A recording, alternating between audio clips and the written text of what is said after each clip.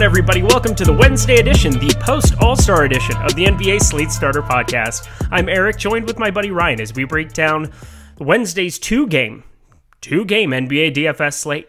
That would be two. Yeah, we can count over here on the Slate Starter. It's great. Rayen Patnaik, how was the All-Star break for you? What have you been staying busy with? Any DFS for you?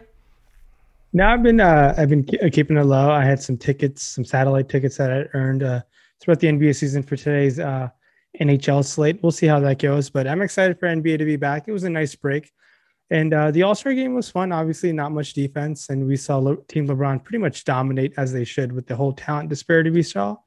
But it was the Giannis show. He went didn't miss a single shot. Good for him.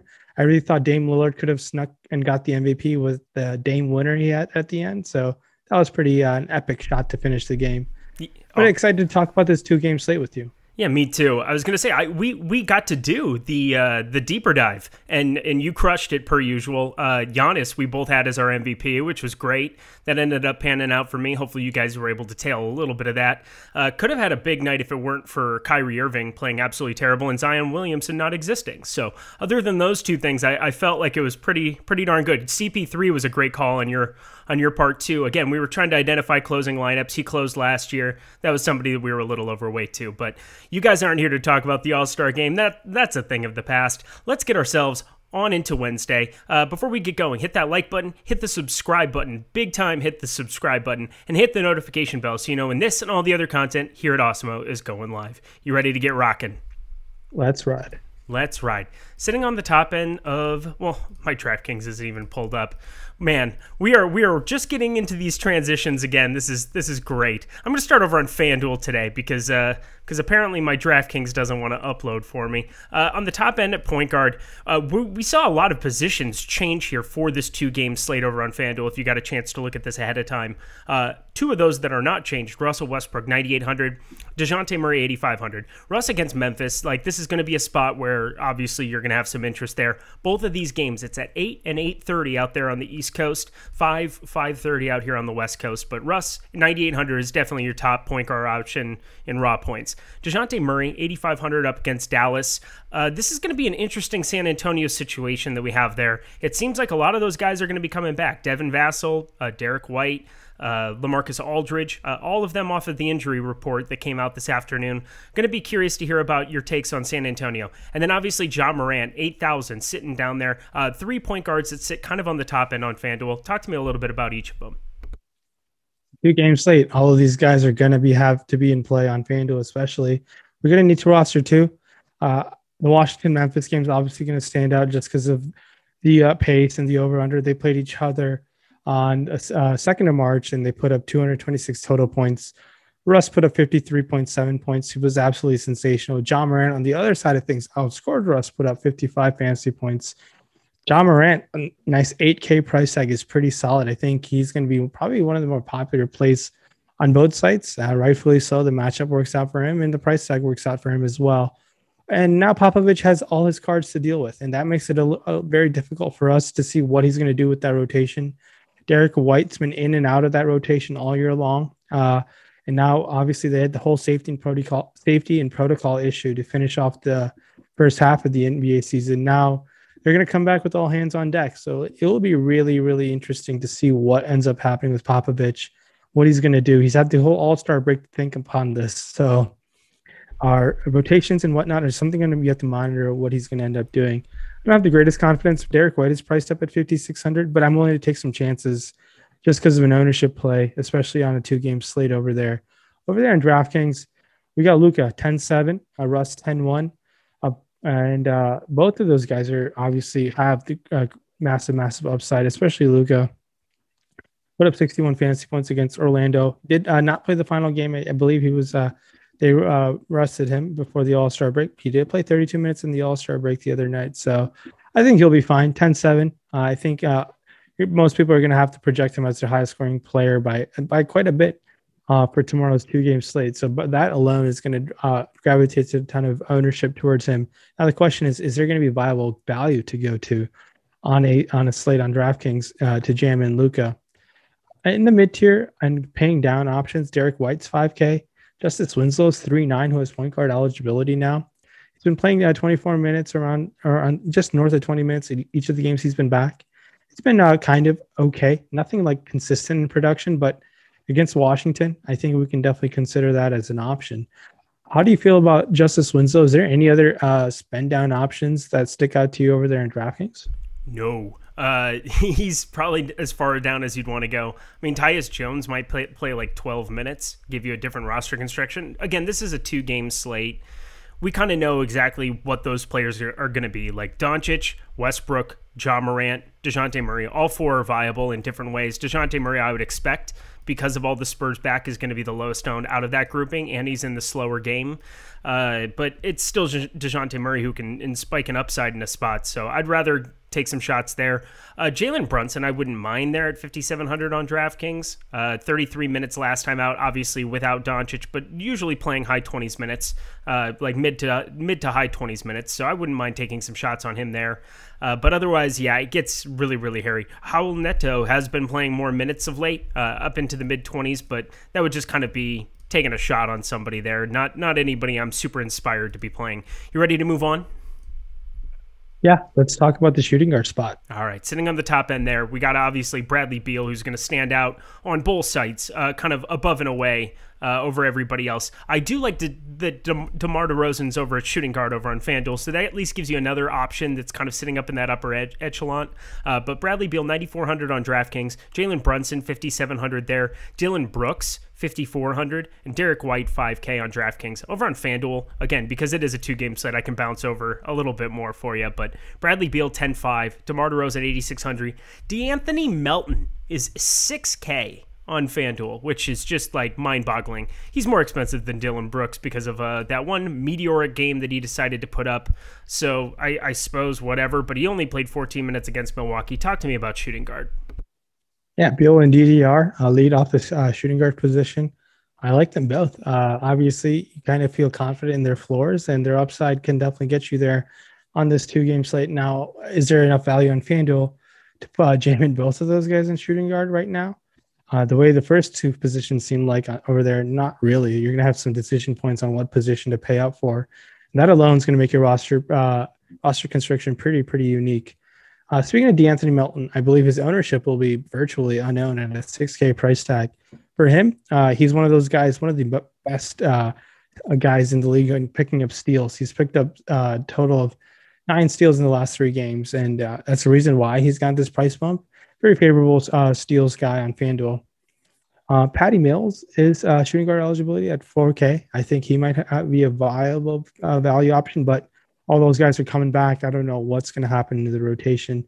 Desmond Baine has been getting the start, some spot starts here and there to close out the year. He's the min. Monitor that Memphis situation. I think we can consider him as a min price option, trying to jam in studs elsewhere.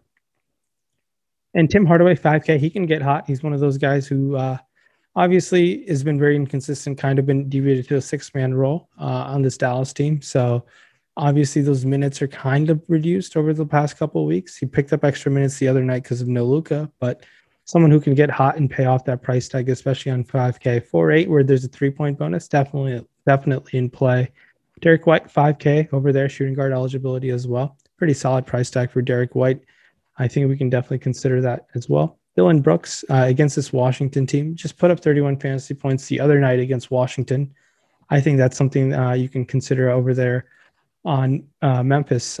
Someone who I've never really excited to roster, but is an ownership play, someone we can definitely consider.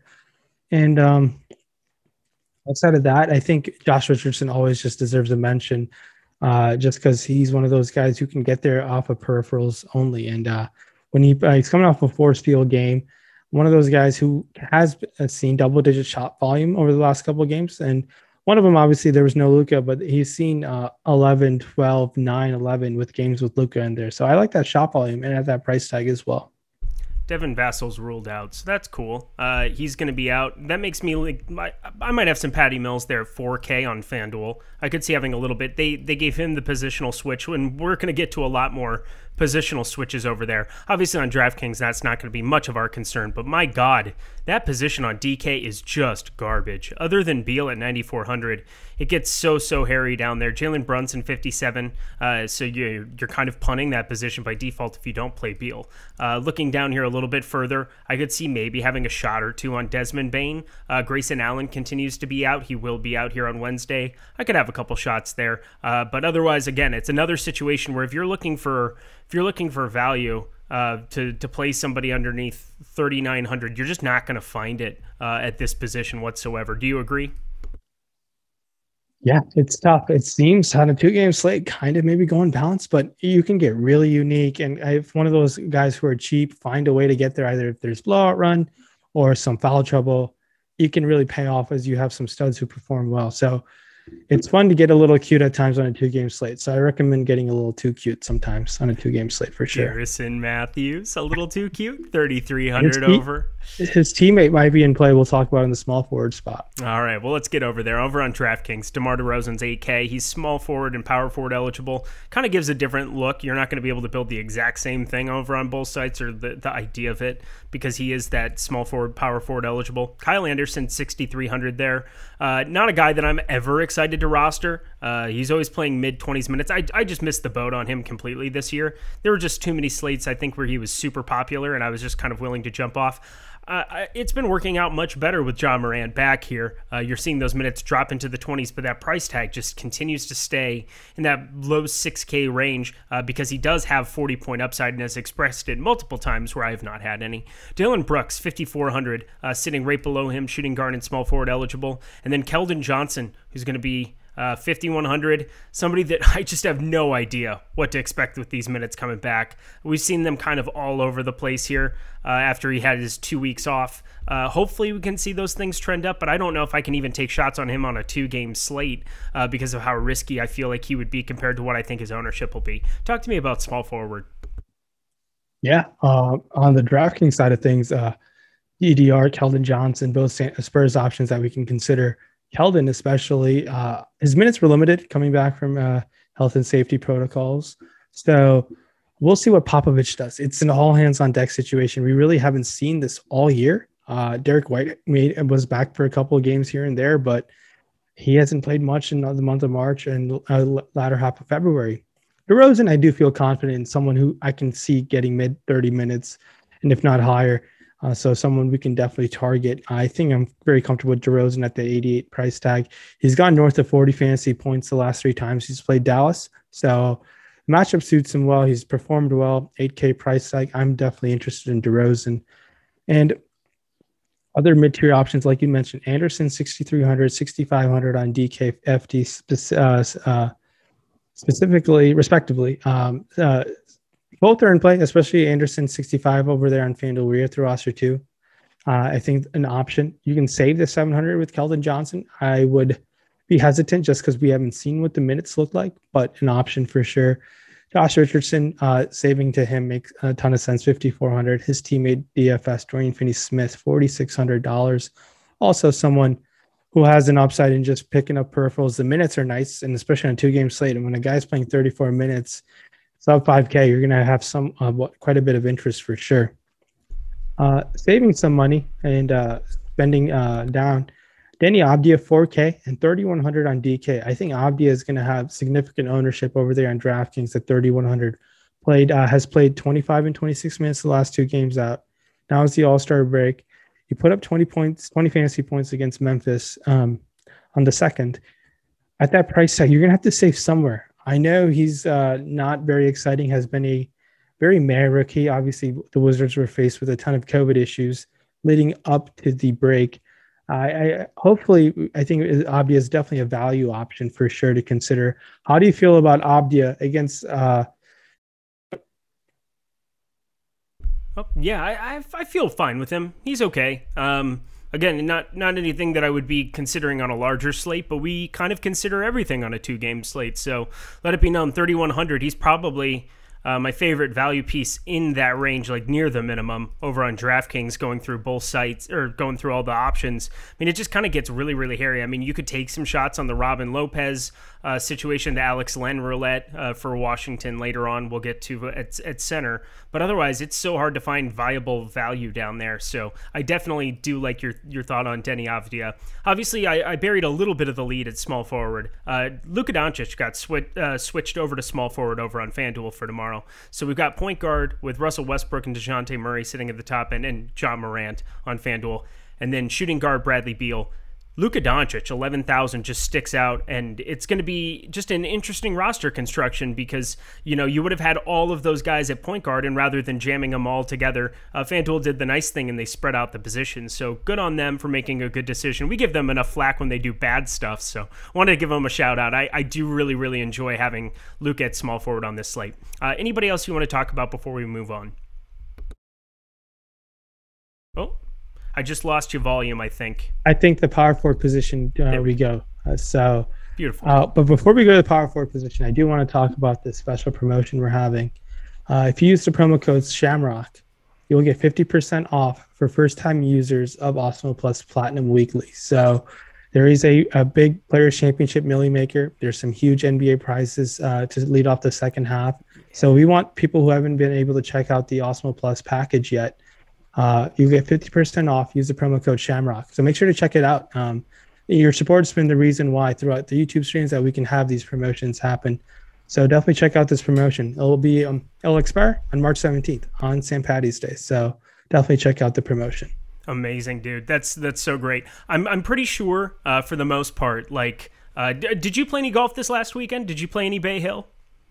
I did not. Okay, well, get ready for the Players' Championship because it's going to be bonkers. It's one of the best tournaments to watch of the year. It's known as the Fifth Major. So that alone, getting some of the content that Jason Roslin and Ben Rasa and all the guys are putting together for us over here, it is going to be some good stuff. So take a look at that. And yeah, I'm just excited to watch the golf tournament, let alone anything else. So jump on over. Let's get to the top end of power forward. Let's start over on FanDuel. Now that I'm still stuck over there here.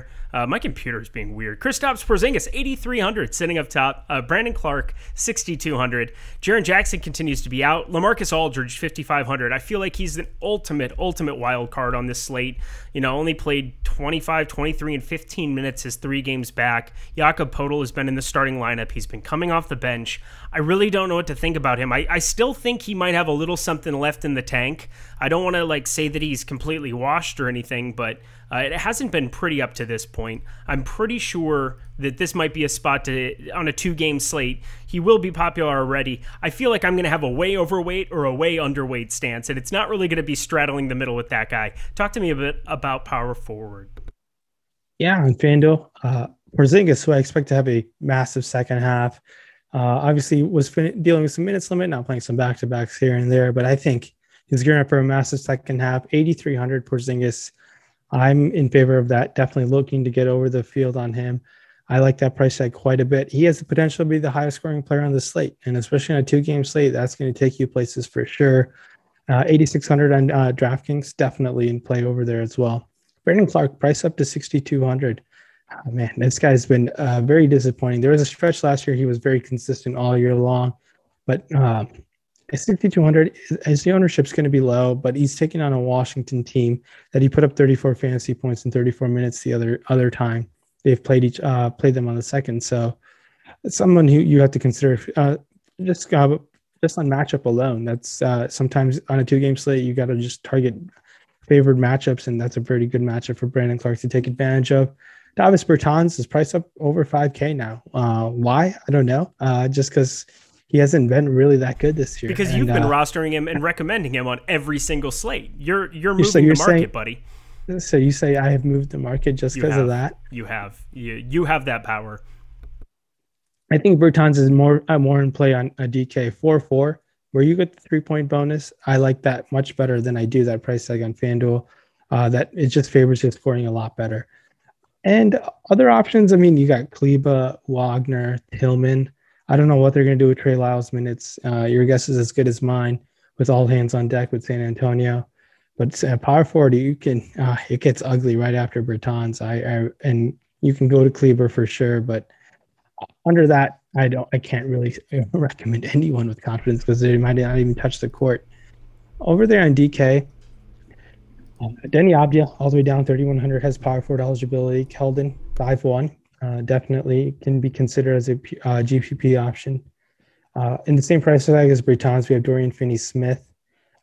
Seems like an option to consider on a 2-game slate for sure. When you north of 30 minutes, hopefully you can get a modified double-double and 10 points and 10 rebounds potentially. He's not a very aggressive. His role in Dallas is just not to be a scorer. He's a great above average defender. Finds a way to affect the game that way. So that's an option to consider. Kleber and Clark make for some interesting options as well at their price tag. And how do you feel about Rudy Gay, who is also expected to come back? It just makes us for a tough San Antonio to project the rotation tomorrow. Yeah, it's going to be a disaster, and I think a lot of people are just going to kind of shy away from them. But on a 2-gamer, you got to take some shots on some of these guys. So figuring out a priority list for me will be based a lot on ownership, and it'll be based a lot on whatever that starting lineup we get is. Because these 2 games are sandwiched pretty close in terms of start time, I'm expecting we probably have all 4 starting lineups by the time lock comes around. If we don't, I feel pretty confident in saying that I think Aldridge is still going to come off the bench. I think Trey Lyles might still be kind of slotted in there alongside Keldon Johnson, DeMar DeRozan, DeJounte Murray, and you're going to have Mills and then Podal in the starting lineup as well. You'll have Mills coming off the bench. You'll have Aldridge coming off the bench. And Rudy Gay has kind of been that guy his entire San Antonio career. So I do think that he's going to be coming off the bench against Dallas. He's viable at 4,700 over there. I would rather play him on that site than I would rather spend a small forward spot at 5,200 on him on FanDuel. Small forward because you have Doncic, because you do have some punts like Denny Avdia, because you could take some shots. Justice Winslow against Washington wouldn't be a bad spot to take a couple shots too. It's just going to be harder for me to get to 5,200 where he's the 5th most expensive small forward. Do you agree with that? And then we'll move on.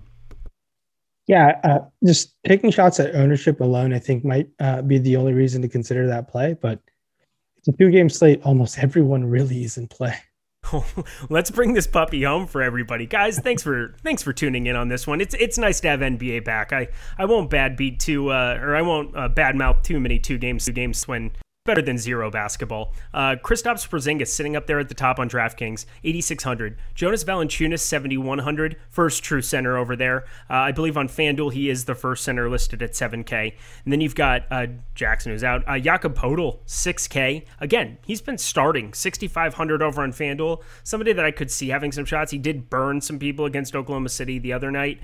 Only played 22 minutes. Kind of got ran off the court with Roby out there, which is a weird thing to say. And then Alex Len is the next most expensive center on FanDuel at 4,500. I was talking a little bit about playing roulette with these guys.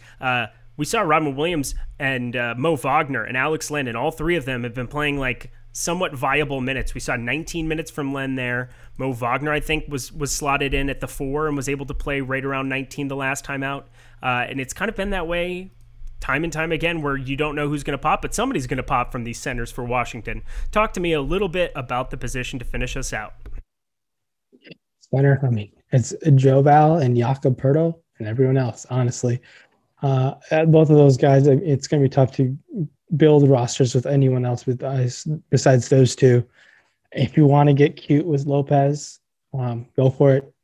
Wally Stein, maybe. I just don't feel confident outside of Poeltl and Valanciunas on FanDuel, especially when the opportunity cost is severe. If you don't have one of those 2, in my opinion, when the raw score can really just jump you north of 20 points on the minimum. If they both have bad games and you luck box your way into Alex Len 20 minutes for a Joe Val matchup where he got 19 on the second, I think that's can happen at the 2-game slate. We've seen a lot of crazy stuff happen before. So that's an option to consider, but I don't recommend it because I think Valanciunas can explode against this Washington matchup. He put up 32 points in a game that they were up by quite a bit. He put up 32 fantasy points in 29 minutes. So the upside can definitely, for him to play north of 30 minutes if this game is close, could definitely be there. Over there in DK, a lot more center options because of multi-position eligibility. Porzingis, Joe Val, Jakob Poeltl, Brandon Clark. Even Hachibura has center eligibility. Aldridge that you talked about does a lot more comfortable options to take your chances on, thankfully. So spending down, I think you can consider Clark and Kleba. Robin Lopez is 3,400 there. If you expect him to play some minutes against Joval, he played 14 when they matched up on the second. So just looking at recent box scores just and maybe see what the center rotation Scott Brooks does could be a consideration. Wagner only played 11 the other night against Memphis. So just seeing what they did with the three-man center rotation that they're having. It's really annoying in DFS when there's like a three-man center rotation like that, just because you want to be able to like consolidate your options and see what they're going to do. So that's one thing to consider. And Alex Len is 3,100. In a day we're trying to look to spend down, him and Denny Abdia seem like the only cheapest options that who are actually playing double-digit minutes and are in play. So maybe I have to see what the rotation looked like for Len, if a lot of those minutes were in blowout run or not. Yeah, I think I could see myself playing Wagner alongside one of those two on DK where you have two centers, but I couldn't see myself playing Lopez and Len in the same lineup. That might still be tough, but they were both under 3,400, so maybe if it happened in one or two, they could maybe sneak 22 each and end up optimal. I don't know. We'll see what ownership ends up looking like, but considering we did see those rotations 2 games ago, it'll be a good thing to kind of work through, and I'm sure the ownership will probably line up with exactly what happens. So maybe do the opposite thing and hope Wagner gets off when he starts that opening rotation like he did. I think it was against the Clippers or somebody else where he just went completely bonkers and got a little extra run. So anybody else you want to touch base on this ugly center position? No, not really. Just check out the promo code Shamrock. Enjoy the 50% off deal for you first timers, and good luck, everyone. It's a 2-game slate. Huge prize pools. 200K up to FanDuel, 250K on DK. Some massive prize pools for a 2-game slate. Have fun with it. Get a little cute. Maybe you can find yourself solo on top. Oh, I'll get a little cute, Rayen Pat. Guys, he's Ryan. I'm Eric. We'll catch you later for a normal slate on Thursday.